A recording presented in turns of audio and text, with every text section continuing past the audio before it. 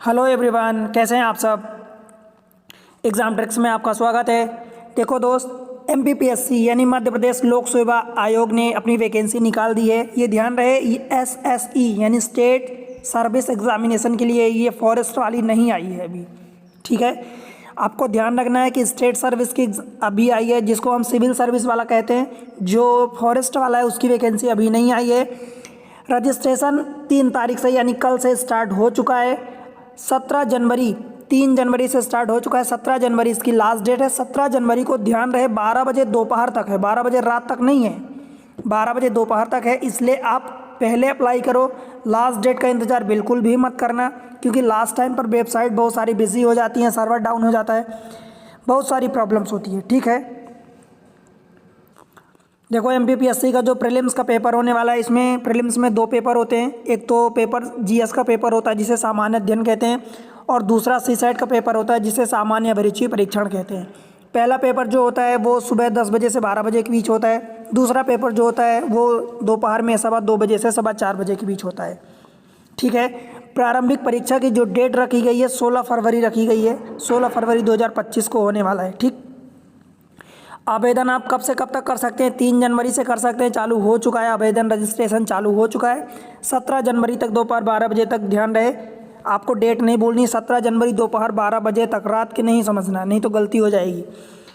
As जो लगेगी, as की गणना कहाँ से होने वाली है? तो 1 जनवरी 2025 से होने वाली है। आप वहाँ से काउंट करेंगे, और जो एज काउंट होगी वो आपकी 10th की मार्कशीट यानी हाई स्कूल की मार्कशीट अंक सूची के आधार पर ही की जाएगी।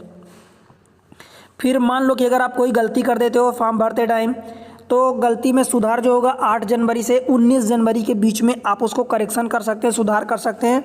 सुधार करने के लिए 50 रुपये आपको एक्स्ट्रा फीस देनी पड़ेगी, एक्स्ट्रा चार्ज देना पड़ेगा।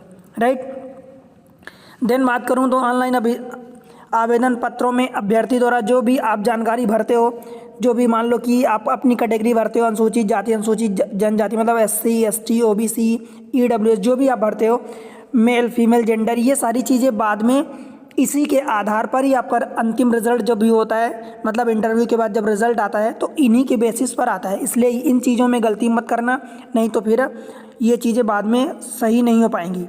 और जो भी आपको करेक्शन करना है वो पहला प्रारंभिक यानी प्रीलिम्स का फॉर्म भरने से पहले आप फॉर्म भरते टाइम उसी को करेक्ट कर लेंगे, क्योंकि जो चीज़ें आप स्टार्टिंग में भरेंगे वो मेंस के टाइम पर चेंज नहीं होगी, ना इंटरव्यू के टाइम पर। ठीक है, एलिजिबिलिटी की बात करूं तो शैक्षणिक योग्यता जो है आपको स्नातक यानी ग्रेजुएशन होना चाहिए। कोई सा भी ग्रेजुएट होंगे आप चलेंगे, BA BSc BCom BE कुछ भी, कोई डिग्री BA मतलब 3 साल की एटलीस्ट होनी चाहिए। स्नातक जिसको हम डिग्री कहते हैं, डिप्लोमा नहीं चलेगा, डिग्री चलेगी, कोई सी भी डिग्री हो चलेगी। ठीक है, फिर रोजगार जो होता है, पंजीयन होता है, रोजगार कार्यालय में पंजीयन से मुक्त किया गया है, इस बार रोजगार जरूरी नहीं है। राइट, परीक्षा केंद्र तथा प्रवेश पत्र, तो प्रवेश पत्र जैसा कि आपको 16 फरवरी को एग्ज़ाम डेट है प्रीलिम्स की, तो 11 तारीख को आ जाएगा। 11 फरवरी को आपका प्रवेश पत्र यानी एडमिट कार्ड आ जाएगा।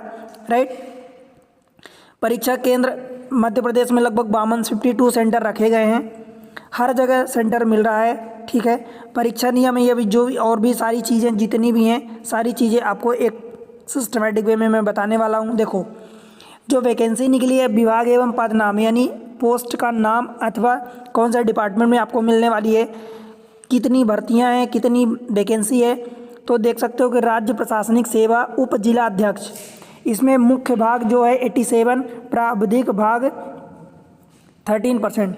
इसका मतलब ये हुआ कि जैसे कि मान लो किसी आधार पर अगर न्यायालय ने, हाई कोर्ट ने दे दिया कि अभी आपको वैकेंसी कैटेगरी वाइज इतनी है तो रिजल्ट रोकना है, तो 87% रिजल्ट डिक्लेयर कर दिया जाएगा।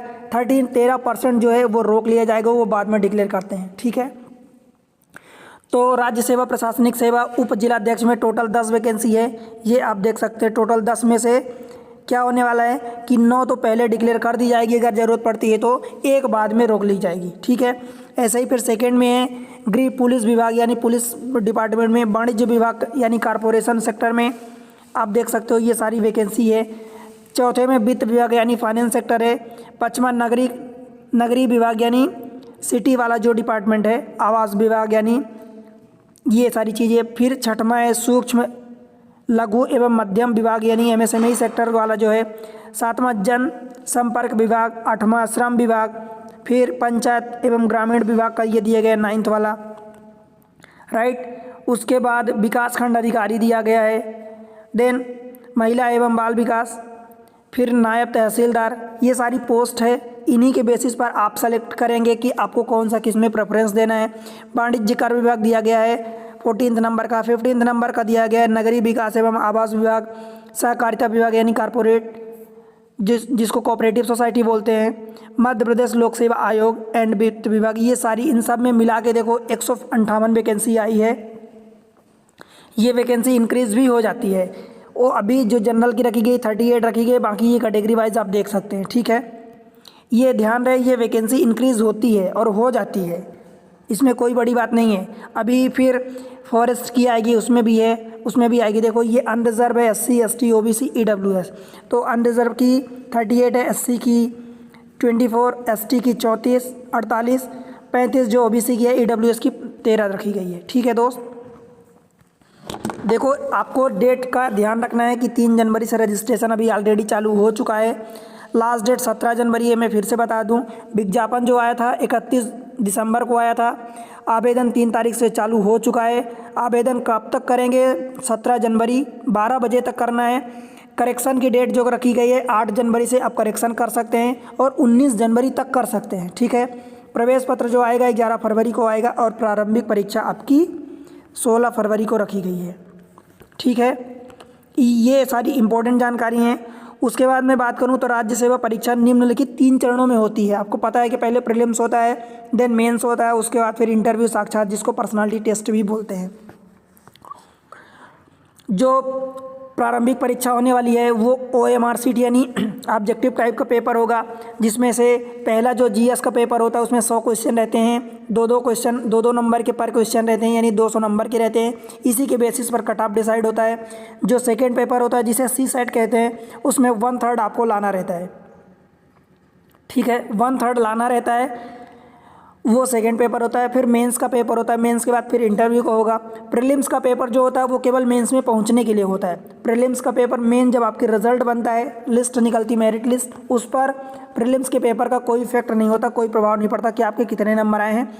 सिर्फ इतना होता है कि आप प्रारंभिक परीक्षा यानी प्रीलिम्स को निकाल लो, मेंस परीक्षा में बैठने के लिए एलिजिबल हो जाओगे, राइट। एट द एंड जो नंबर जुड़ते हैं वो मेंस परीक्षा के और आपका जो इंटरव्यू होगा, पर्सनालिटी टेस्ट होगा, उसके जुड़ते हैं। उसी के बेसिस पर मेरिट लिस्ट निकलती है। कभी भी जब भी मान लो कि प्रीलिम्स का पेपर रिजल्ट आया, आप किसी पर्टिकुलर आंसर से सेटिस्फाई नहीं हो तो 150 रुपीज़ आपको प्लस 140 रुपया, मतलब 150 रुपया और नॉन रिफंडेबल और 40 रुपया पोर्टल फीस देकर आप उसको उस पर कंप्लेन कर सकते हैं, ठीक है, कि ये क्वेश्चन जो भी आपको सही लगता है कि इसका आंसर ये होगा। फिर बाद में बात करूं आगे तो देखो प्रारंभिक परीक्षा का जो सेंटर मिलने वाला है, जैसा कि मैं आपको बता दिया हूं कि टोटल 52 सेंटर मिलने वाले हैं। बड़े बड़े सेंटर के साथ साथ छोटे छोटे सेंटर भी रखे गए हैं, जैसे इंदौर, उज्जैन, उमरिया, कटनी, खंडवा, खरगोन, ग्वालियर, गुना, छतरपुर, छिंदवाड़ा, रीवा, सतना, पन्ना, बड़वानी, बैतूल, भिंड, भोपाल, ये सारी 52 सेंटर ऐसे रखे गए हैं। जो आपका सेंटर आवंटन होगा, मतलब सेंटर डिक्लेरेशन होगा, तो जब आप फॉर्म भरोगे तो पहला आवंटन जो होगा आपका वर्तमान, मतलब कि प्रेजेंट करंट का एड्रेस जो दोगे। एक तो आपका स्थायी पता होता है जो घर का होता है, आप जहाँ रह के तैयारी कर रहे हो या जहाँ रह रहे हो वहाँ से अगर आप पेपर देना चाहते हो तो पहला सेंटर मिलेगा। आपका वर्तमान पता जो आप लिखोगे उसके पते के ज़िले के आधार पर मिलेगा। दूसरा फिर उसका संभाग जो होगा, ज़िले के बाद फिर वहीं वर्तमान पते का संभाग मिलेगा।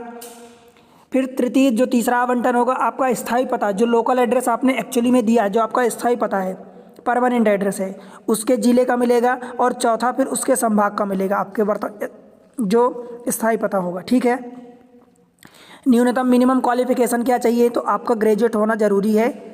ग्रेजुएट होने की समय भी है कि आपका कहाँ से कहाँ तक होना चाहिए। अभी मैं एज की बात करूँ तो देखो आयु जो रखी गई है गैर वर्दीधारी, यानी जिस पर कोई आपको कोई वर्दी नहीं मिलती है, उनके लिए 21 से 40 वर्ष की रखी गई है। मिनिमम 21 साल होना चाहिए और 40 से ज़्यादा नहीं होना चाहिए। अगर आप वर्दी जैसे कि पुलिस डिपार्टमेंट के लिए जो पोस्ट आप प्रेफर कर रहे हो तो उसके लिए आपकी एज होनी चाहिए 21 से 33 साल होनी चाहिए, ठीक है।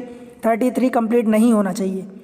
फिर बात करूं कि कुछ फिजिकल जो होता है क्वालिफिकेशन वो होता है, तो मेल के लिए हाइट रखी गई है, ये ध्यान रही है वर्दी वाले, जिसमें जैसे कि पुलिस डिपार्टमेंट जहाँ पर आपको वर्दी मिलेगी, तो मेल के लिए 168 सेंटीमीटर की हाइट होनी चाहिए, फीमेल के लिए 155, ये आप देख सकते हैं, ठीक है। फिर बात करूँ आगे दोस्त, तो देखो कुछ सारी चीज़ें मैं बता दिया हूँ, इंपॉर्टेंट चीज़ें जो थी, आगे और कुछ चीज़ें बची हैं वो बता देता हूँ। देखो एज में छूट भी मिलने वाली है, तो अगर आप वर्दी धारक या वर्दी पदों अथवा वर्दी के अलावा गैर वर्दी धारक पदों के लिए अप्लाई कर रहे हैं, SC ST OBC, इन सब के लिए आपको 5 साल की छूट मिलने वाली है, ठीक है। चाहे मेल हो फीमेल हो, सबके लिए 5 साल की छूट मिलने वाली है। कुछ प्रोत्साहन स्वरूप दी गई छूट जो होगी वो सभी में 5 साल की, चाहे SC हो ST हो, मतलब जिससे अनुसूचित जाति, अनुसूचित जनजाति अथवा पिछड़ा वर्ग कल्याण विभाग, ये सारी चीज़ें बोलते हैं, इनमें 5 साल की आपको छूट मिलने वाली है, राइट। अधिकतम आयु सीमा जो है, अधिकतम आयु सीमा देखो 5 साल की छूट मिली है, फिर भी किसी भी स्थिति में आपका टोटल मैक्सिमम किसी पोस्ट के लिए 40 साल दिया गया है, 5 साल छूट, मतलब किसी भी कंडीशन में आपका 45 साल से एज ज़्यादा नहीं होना चाहिए, नहीं तो आप नहीं अप्लाई कर पाएंगे, ठीक। लगभग सारी चीज़ें बता दिया हूँ, कुछ और इन्फॉर्मेशन जो हैं वो मैं आपको बता देता हूँ। देखो आपको क्या क्या लगेगा, जब आप फॉर्म भरोगे तो फ़ोटो लगेगा, सिग्नेचर लगेगा, ये सारी चीज़ें। फ़ोटो की साइज़ जो दी है 25 KB से 200 KB, ये आप जब फॉर्म भरेंगे खुद भर सकते हैं, केवल ऑनलाइन अप्लाई कर सकते हैं। ऑनलाइन अप्लाई करेंगे तो पेमेंट करने का रहेगा जो, तो पेमेंट आप अपने debit card, credit card, net banking, आप किसी भी तरीके से कर सकते हैं, खुद भर सकते हैं फॉर्म अपने पास से, अपने पास नेट की सुविधा है, मोबाइल लैपटॉप से भर सकते हैं। देखो मोबाइल से भर सकते हैं, लेकिन जब डॉक्यूमेंट्स अपलोड करना रहेगा तो मोबाइल से नहीं हो पाता, इसलिए आपके पास अगर कंप्यूटर सिस्टम लैपटॉप है तो आप भर सकते हैं। करेक्शन की डेट बता दूं कि 8 जनवरी से 19 जनवरी तक आप करेक्ट कर सकते हैं, 50 रुपये आपको पोर्टल चार्ज देना पड़ेगा, ठीक है। फॉर्म भरने की जो फीस लगने वाली है, SC हैं ST हैं पिछड़ा वर्ग हैं, इसमें 250 रुपये लगेगा, और जनरल कैटेगरी के हैं या मध्य प्रदेश से बाहर के आप कैंडिडेट हैं तो 500 रुपये लगेगा। साथ ही साथ आप किसी भी कैटेगरी के लिए भर रहे हैं तो पोर्टल चार्जेस जो है 40 रुपये वो आपको लगने वाला है। हेल्पलाइन नंबर दिया गया है, कोई भी प्रॉब्लम होती है, कुछ भी समझ नहीं आता तो इन नंबर्स पर आप कॉल करके पूछ सकते हैं, ठीक है। आप भरेंगे कैसे फॉर्म, तो MPPSC की वेबसाइट पर जाओ, वहाँ पर क्लिक हियर टू अप्लाई करो, देन आपको वहाँ पर पूरी डिटेल भरनी होगी। डिटेल के बाद आपको पेमेंट करना पड़ेगा, पे फॉर अनपेड एप्लीकेशन, देन आप उसको डाउनलोड कर सकते हैं, ठीक है। डाउनलोड एडमिट कार्ड आप वहीं से कर सकते हैं, जब एडमिट कार्ड आएगा, समय आएगा तब। बाकी सारी चीज़ें मैं आपको बता दिया हूँ। आवेदन की तिथि ध्यान रखना 17 जनवरी दोपहर तक है, ठीक है। तो ये जानकारी है, आप तैयारी करो। मैथमेटिक्स जो CSET पेपर होता है उसके लिए यहाँ पर इसी चैनल पर एग्जाम ट्रिक्स पर आपको मैथमेटिक्स के वीडियो मिलेंगे, सब सेपरेटली प्लेलिस्ट अरेंज है। आप एक से बढ़ के एक अच्छे चैप्टर पढ़ाए गए हैं सिंपल भाषा में, ट्रिक्स के साथ, एकदम आसान भाषा में, आप वहाँ जाके सीखो। ऐसे ही जानकारी के लिए वीडियो को लाइक करो, चैनल को सब्सक्राइब कर लो और अपने दोस्तों के साथ शेयर कर दो, सबके पास जानकारी पहुँच जाए और अप्लाई करो। और दोस्त आप कौन सा सेंटर ले रहे हो ये बताओ, ठीक है। आपका एज कितनी है, ये सारी चीज़ें आप डिटेल यहाँ पर बताओगे तो उसके अनुसार जो भी जानकारी होगी मैं आपको प्रोवाइड करूँगा, ठीक है। तो इस तरीके से अपना सपोर्ट इस चैनल पर बना के रखो, ठीक है। मिलते हैं किसी अगले इन्फॉर्मेशन के साथ, तब तक के लिए पढ़ते रहो, बढ़ते रहो, बाय बाय।